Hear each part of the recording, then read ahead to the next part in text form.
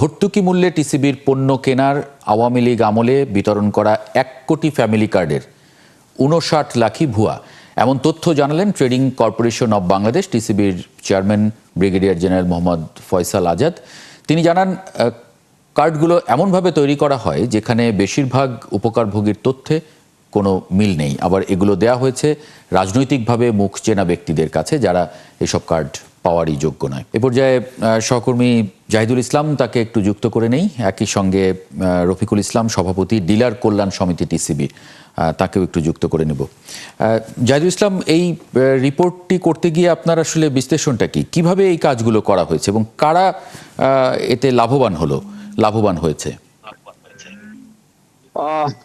আমরা যেমনটি জানি যে বিগত আওয়ামী লীগ সরকার যখন 1 কোটি দরিদ্র মানুষকে পারিবারিক কার্ডের মাধ্যমে যে টিসিবির কার্ড দেওয়ার পরিকল্পনা নিয়েছিল, সেটি বাস্তবায়ন হয়েছিল। কিন্তু আমরা শুনেছি মাঠ পর্যায়ে, যখন আমরা রিপোর্টটি করতে গিয়েছি তখন আমরা শুনেছি যে মাঠ পর্যায়ে যে নেতা কর্মী আছেন তারা কিন্তু সরকারের সেই চেষ্টাটিকে আসলে সফল হতে দেননি। তারা রাজনৈতিকভাবে তাদের যে মুখ চেনা লোকজন ছিল, অর্থাৎ বিশেষ করে স্থানীয় এমপি অথবা স্থানীয় ওয়ার্ড কমিশনার বা স্থানীয় প্রভাবশালী রাজনৈতিক নেতা, তারা কিন্তু নিজেরাই কার্ডগুলো দখল নিয়েছেন, নিজেদের ভিতরে বন্টন করেছেন।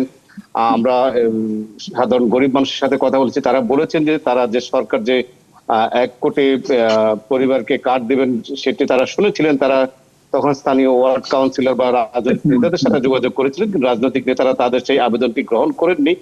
কিছুটা গ্রহণ করেছেন কিন্তু সবার গ্রহণ করেনি। তাদেরকে বলেছেন যে তোমরা আসলে এখানকার ভোটার না, অথবা তোমাদের আসলে যে কার্ড পাওয়ার যে যোগ্যতা সেটি আসলে তোমরা পূরণ করছো না। কিন্তু তারা বলছেন যে তারা আসলে হতদরিদ্র মানুষ, তারা কেউ রিক্সা চালান, কেউ অথবা দিনমজুর, কেউ অথবা অন্য বাসা বাড়িতে কাজ করেন, কিন্তু তারা আসলে সেই কার্ডটি পাননি।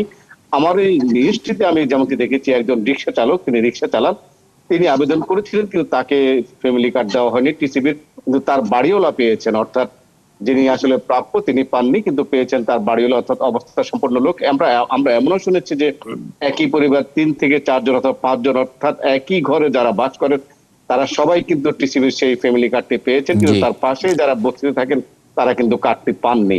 এবং তাদের সবারই অভিযোগ আসলে এটি ছিল। হ্যাঁ, আপনার রিপোর্টের মধ্যে আমরা দেখলাম অনেকে এরকম বলছিলেন। ফয়েজ আহমদ এবং মেহেদী হাসান পলাশ, আপনারা প্রশ্ন বা যদি মন্তব্য দিতে চান করতে পারেন। রফিকুল ইসলাম আছেন ডিলার কল্যাণ সমিতি। আমি আপনাকে একটা কথা বলি, সেটা হচ্ছে যে 5 আগস্ট আওয়ামী লীগের যে পতন হলো, এই পতনের পর আমরা অত্যন্ত বিস্ময়করভাবে খেয়াল করলাম না যে মসজিদের ইমাম পালিয়ে গেছে, বাংলাদেশ ব্যাংকের গভর্নর পালিয়ে গেছে, মন্দিরের পুরোহিত পালিয়ে গেছে। আমি এরকম ঘটনা জানি যে হসপিটালের ক্যান্টিন যারা পরিচালনা করে এরকম লোকও পালিয়ে গেছে। তো এমন লোক পালিয়েছে, আপনার কাছে একটু বিস্ময়ের ব্যাপার হবে এই মানুষ কেন পালালো।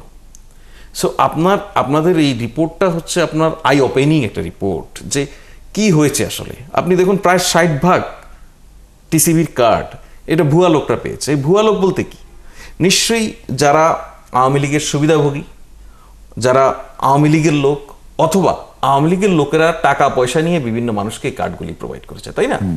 সুতরাং সোসাইটির এভরি সেক্টরে, প্রতিটা পরদে তারা দুর্নীতিটাকে এমন একটা প্রাতিষ্ঠানিকীকরণ করেছে যে আপনি এই আওয়ামী লীগের পতনের মধ্য দিয়েই আপনি দেখলেন যে অল অফ এ সাডেন সবাই পালিয়ে গেছে। ঠিকাদাররা রাস্তার কাজ করা রেখে পালিয়ে গেছে। কেন পালাতে হলো? এটা হচ্ছে একটা জাস্ট ছোট্ট একটা এক্সাম্পল আপনাদের এই বিশেষ একটি প্রতিবেদন যেটা প্রকাশ করেছেন, খুবই দুর্দান্ত প্রতিবেদন।